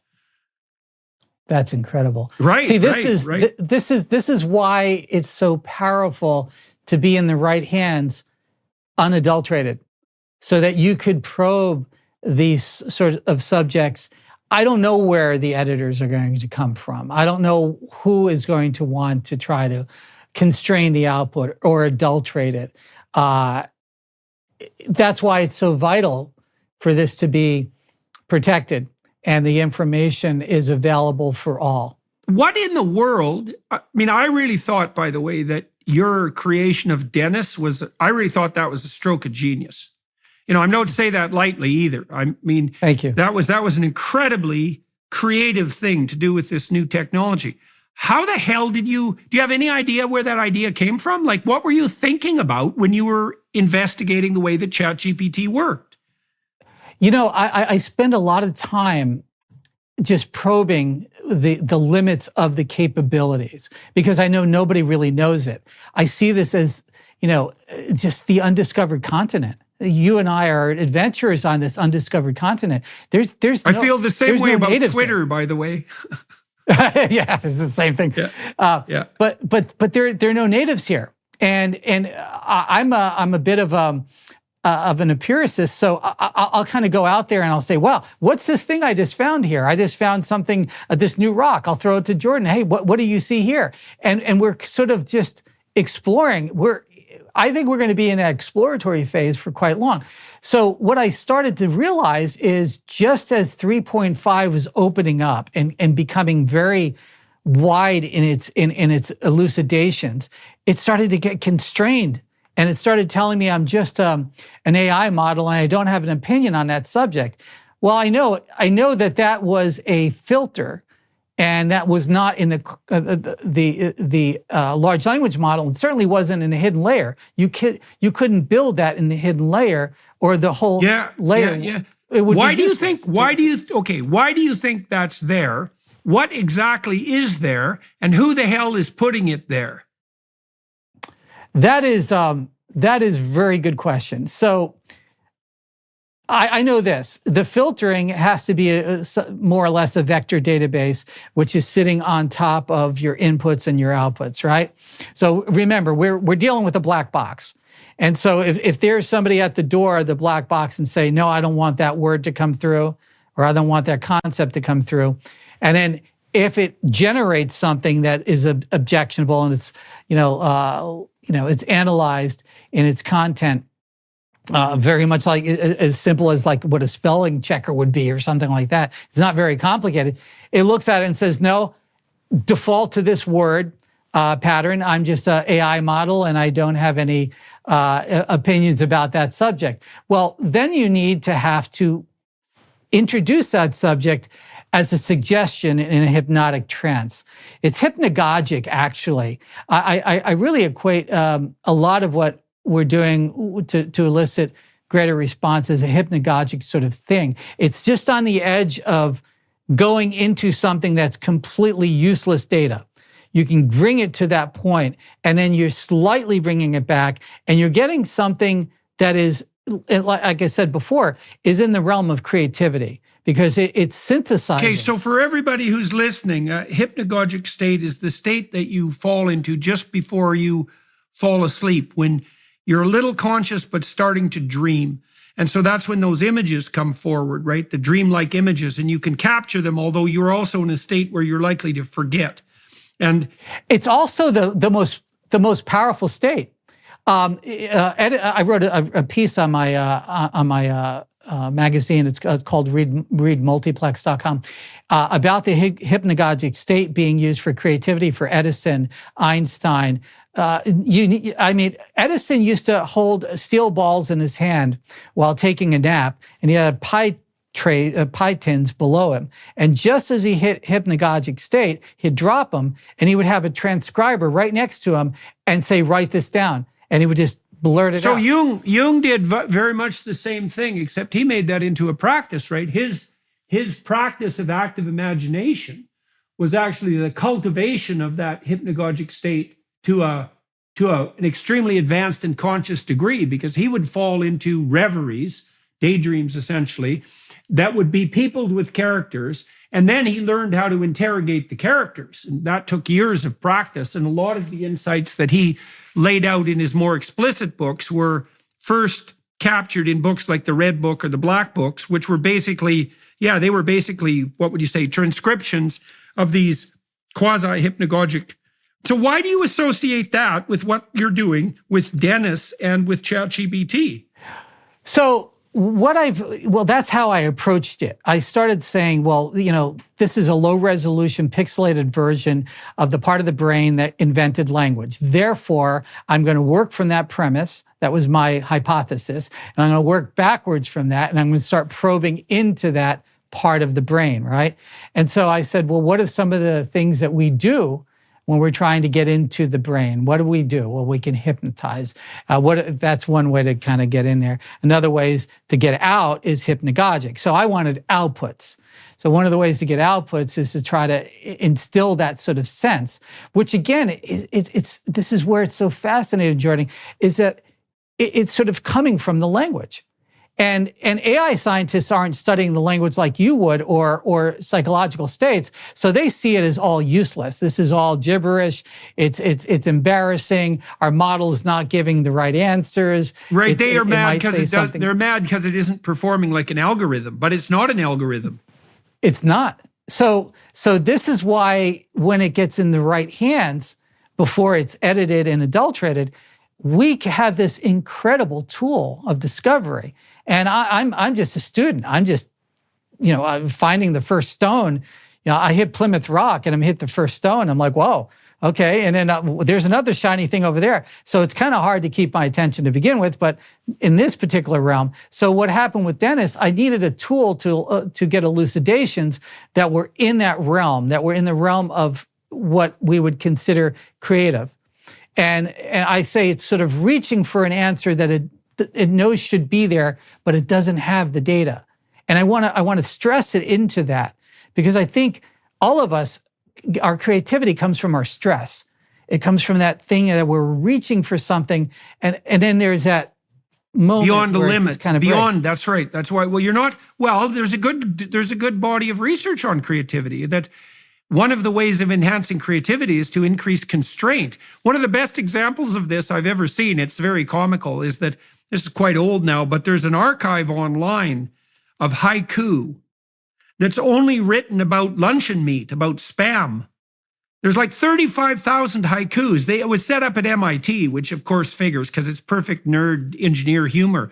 But there's literally 35,000 haiku poems about Spam in this archive. And it's a great example of that imposition of arbitrary constraints driving creativity, because it's already hard to write haiku. And then to write haiku about, luncheon meat, that's just completely preposterous. But the consequence of those constraints was, well, the generation of 35,000 pieces of poetry.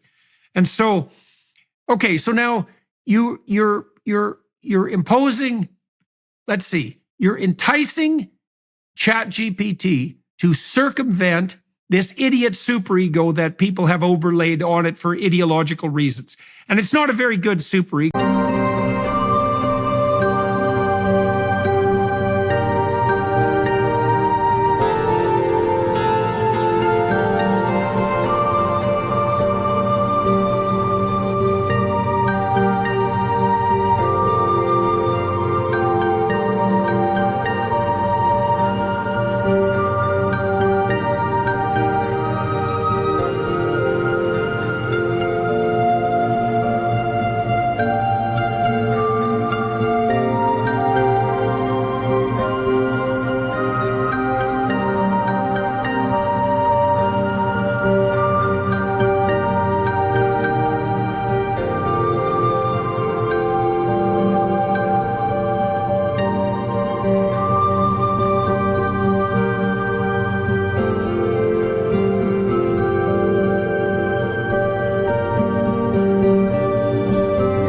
Because it's shallow and algorithmic, and it can't really compete with the unbelievable wealth of learned connectivity that actually constitutes the large language model.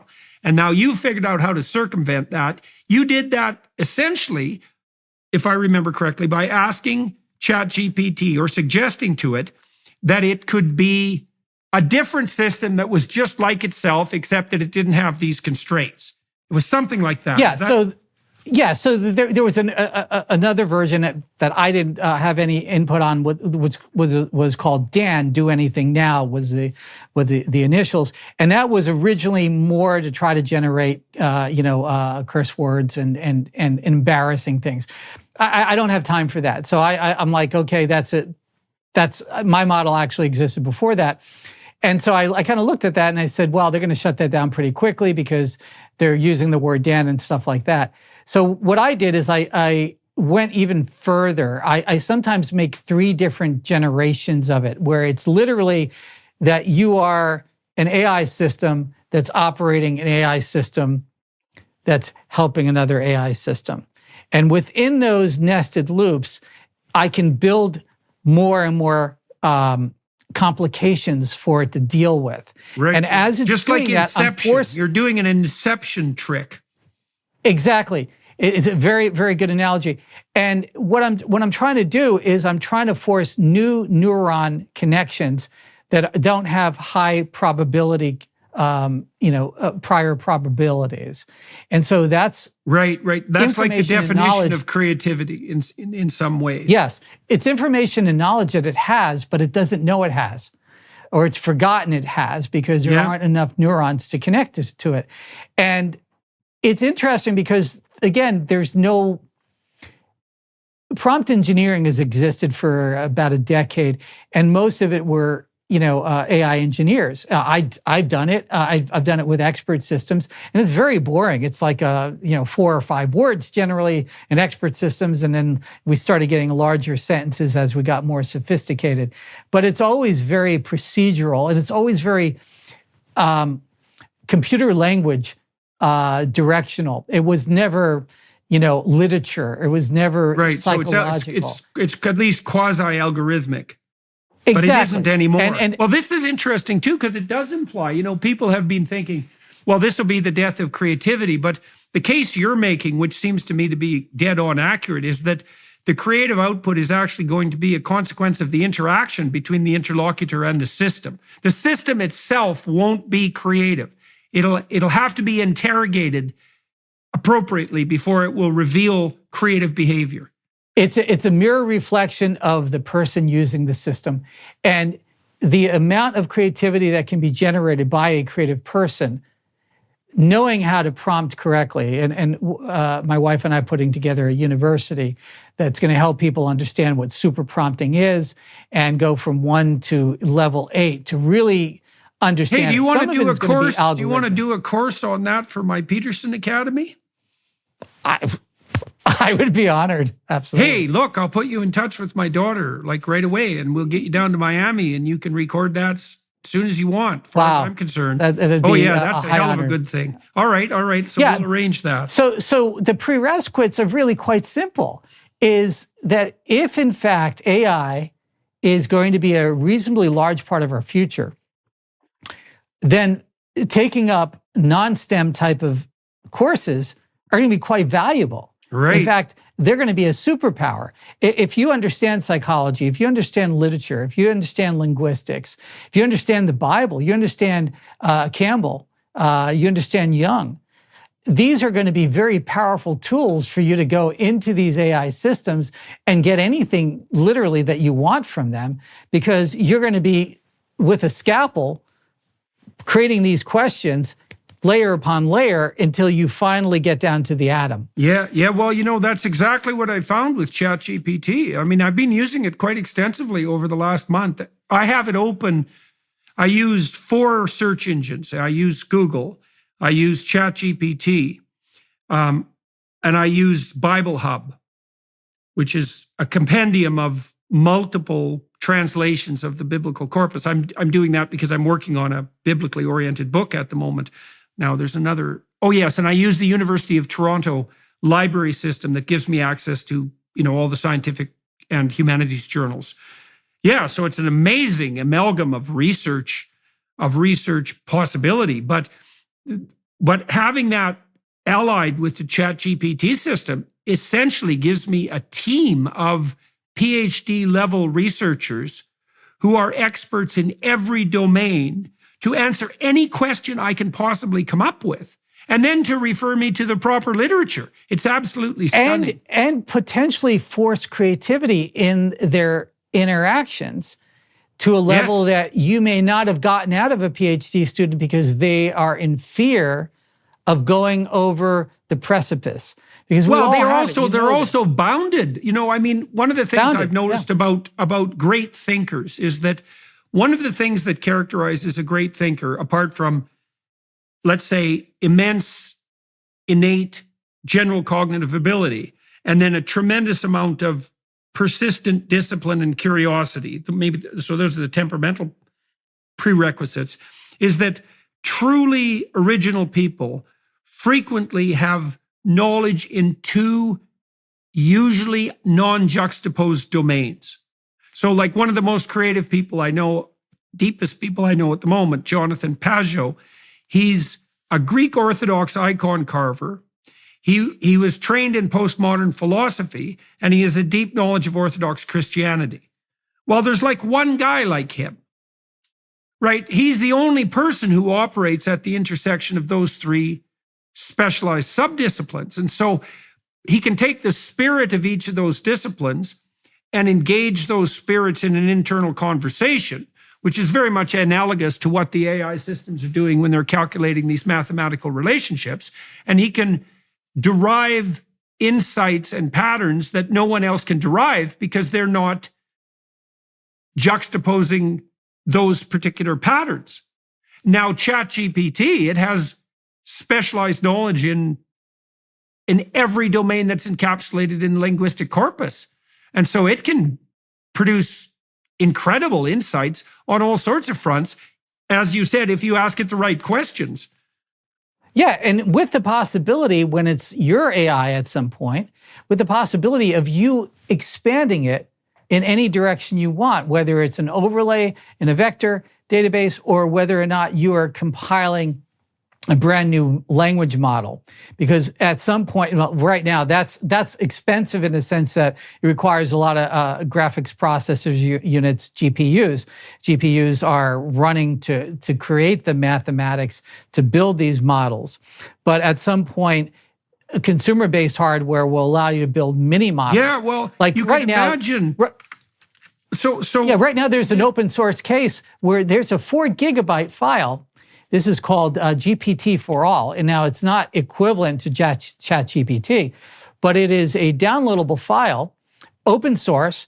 Thousands of people are working on it. They're taking public domain, language models, building them together and compressing them and quantitizing them down to 4 gigabytes to execute on your hard drive. Right. I tried to install that the other day, but failed miserably, unfortunately. It is the bleeding edge, but it's just a matter of time to make it one click, easy to install. They are limited models, but it's giving you a taste of what you can do locally without an internet connection. And again, the idea is to have only agents go out on the internet. These are programmable agents that go out, retrieve information, come back, and this under the door, put that information.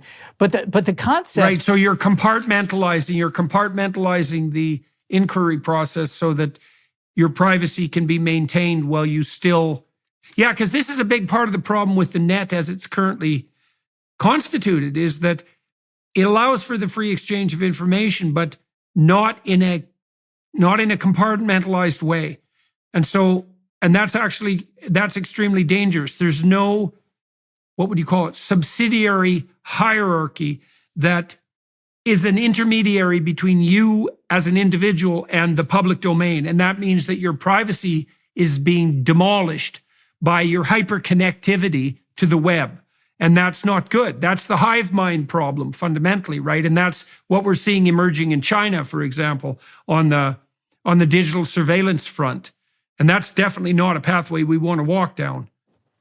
Exactly. And what I'm surprised about what I'm seeing in the Western world. Now, I do understand for example, some of Elon's concerns about AI. And maybe you can explore a little of that. I don't pretend to understand, I don't have a relationship where I talk to him, but I do understand some of the concerns in general. Versus the way some other parts of the world are looking at AI. And one of those things are, what is the interface to privacy? Where do your prompts go? Are those prompts going to be attached to your identity? And could they be used against you? These are things that are valid concerns. And it's not just because somebody's doing something bad. It's the premise of using any type of thought. Reading a book, it's like these are your thoughts, and it is only going to get more complicated, and it's only going to get more worse if we don't address it early on. I'm not sure that that's what a lot of legislators are looking at. I think they're looking at it. Well, this is the problem with legislation, though. It's like, well, look, this is the whole legislative issue, I think, is a red herring, because the probability that I talked to a bunch of people in the House of Lords last year. They're older people, but bright people. Almost none of them even knew that this cultural war between the woke and the advocates of free speech was even going on. The most advanced people had more or less cottoned on to that 18 months ago. And it's been going on for like 10 years, you know? So the legislators are way behind the culture. The culture is way behind the engineers. So the probability that the legislators are going to keep up with the engineers, that's like zero. That's not going to happen. This is why I was so interested, well, at least in part, in talking to you, you know, because you've been working practically on what I think is the appropriate idea, or an appropriate idea at least, that we likely need local AI systems that protect our privacy, that are synced with us, because that's what's going to buttress us against this bleeding of our identities into the mad and potentially tyrannical mob. And I don't see that's just not going to be a legislated solution. Christ, they're going to be legislating for 2016 in 2030. Absolutely. You know, and what I find interesting is all of the arguments that have surfaced are always dystopic. You know, I think there was some of it makes sense. It's like there was legislation that's here in the United States. They're talking about the possibility of making sure that a direct AI is not directly connected to a nuclear weapon, and that there be an air gap. That seems like makes good sense, idea. Right? Although good luck trying to stop that. Yeah, and the dystopic stuff mostly comes from the fantasies within movies. But, you know, unfortunately, if people were really reading the science fiction that predated a lot of this, because I just feel like a lot of the good science fiction, a lot of Asimov, for example, really kind of predicted the arc that we're on right now. It wasn't always dystopic. And in fact, I think if you look at the arc of history, humans don't ever really run into dystopia. You know, we ultimately pull ourselves out of it. Sometimes we're in a dark period for a long period of time, but humanity ultimately pulls it out. And I think this is something I found very interesting, Jordan, is that I create debates between the AI, and I'll send you one of these super prompts, where you essentially create, I use various motifs. So I have a university professor at a Ivy League university who is mediating a debate between two parties on a subject of high controversy. And so you now have a triad, right? And so it goes 30 rounds. So this goes on for pages and pages. So you input the subject. The subject can be anything. Obviously, the first thing people do is political, but I don't even find that interesting anymore. I go into a far more deeper realm. And then you have somebody mediating it, and the professor's job is to challenge them on logical fallacies. And I present what a logical fallacy corpus looks like and how to deal with that. And it is phenomenal to see it break schizophrenic kind of personalities out of itself and do this hardcore debate. And then it's got to grade it at the end. It's got to grade it, who won the debate, and then write I think 1,000-word bullet point on why the professor has to do this, on why that person won the debate. And you run this a couple of hundred times. I've done this, you know, quite a few, maybe 1,000 times. And the elucidations and the insights that are coming out of this is just absolutely phenomenal. That's amazing. Well, that's weird, because really what you're doing, it's so interesting, because what you're doing is you now have an infinite number of monkeys typing on an infinite number of keyboards, except that you have an infinite number of editors examining the output and only keeping that which is wheat and not chaff.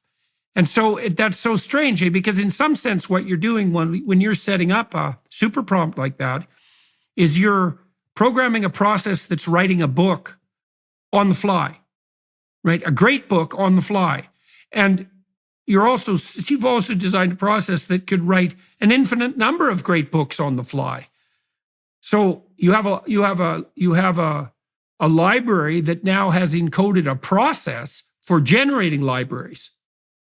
Exactly. And for example, a group of us are taking the patent database, which is openly available as an API, and encoding the capability to look at every single patent that was ever submitted and to look where there can be new inventions and new discoveries. And you can literally have a machine that's generating patents based on large language models. So the possibility, and we got protein folds, using large language model. I saw that. They identified what, 200 million protein folding combinations, something like that? Yeah. Something absolutely and able to beyond identify comprehension. missing ones that haven't, you give it something that's incomplete and it will find what was missing. Yeah, So well, I talked to Jim Keller about the possibility of doing that with materials science, right? Because yes, we can encode the properties of the various elements and they can exist in all sorts of combinations that we haven't discovered. And there's no reason in principle, and I suspect this will happen relatively quickly, that if all that information is encoded with enough depth, we'll be able to explore the entire universe of potential elemental combinations.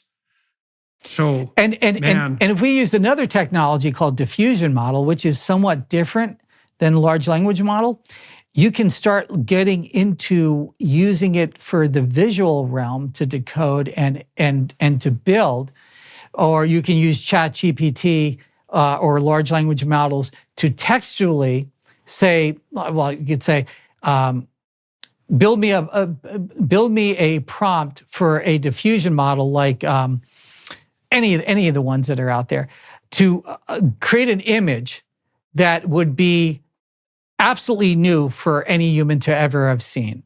So you're literally pulling the creativity out of ChatGPT and the diffusion model. So Midjourney is a good example. Yeah. So tell us about, maybe we should close with this because we're running out of time, although I'd like to keep talking to you. Tell us a little bit about the diffusion models. Those are like text to video models or text to image models. And they're coming out with incredible rapidity. And so, and let's hear a little bit more about that. Of the images. Yeah, the resolution of the images are profound.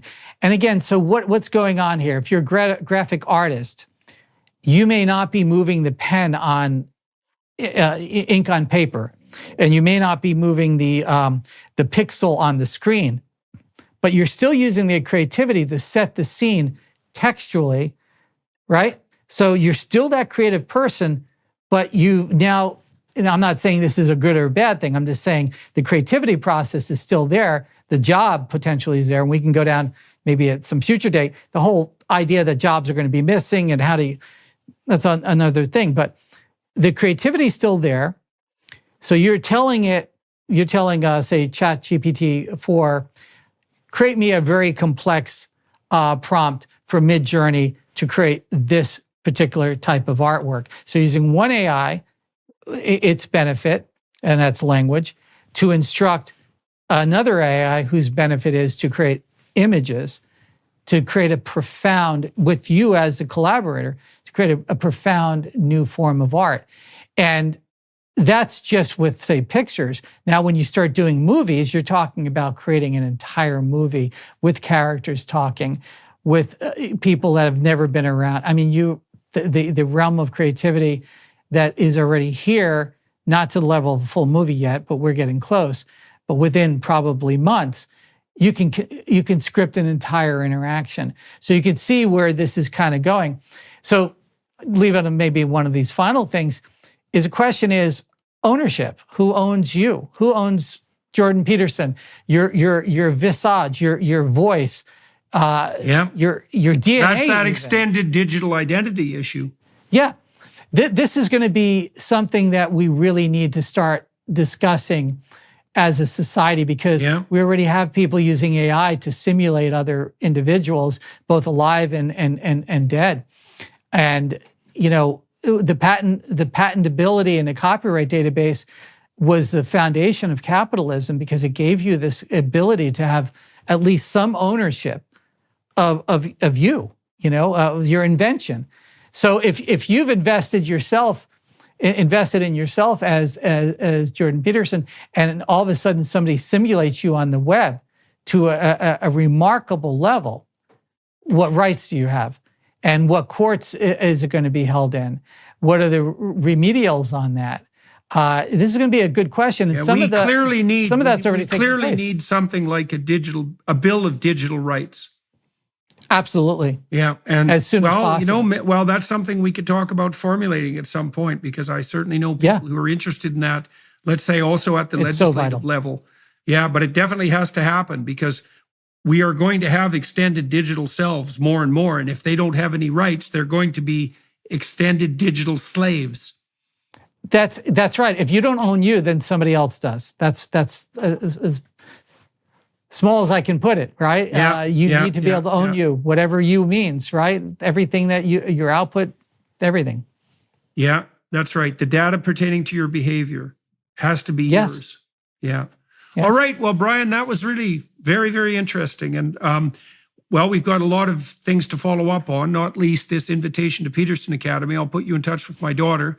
And some other, I'll put you in touch with some other people I know too, so that we can continue this investigation. For everybody watching and listening, thank you very much for your time. I'm going to talk to Brian for another half an hour on the Daily Wire Plus platform. You could consider joining us there and providing some support to that particular enterprise. They've made this conversation possible. I am in Brussels today. Thank you to the film crew here for helping make this conversation possible. And to everybody, like I said, watching and listening, thank you for your time and attention. Brian will take a break for a couple of minutes, and I'll rejoin you. We'll talk for half an hour on the Daily Wire Plus platform about, how you develop the interests that you have, among other things. And thank you very much for agreeing to talk to me today. Thank you, Dr. Peterson. It's been an honor and a privilege. Hello, everyone. I would encourage you to continue listening to my conversation with my guest on dailywireplus.com.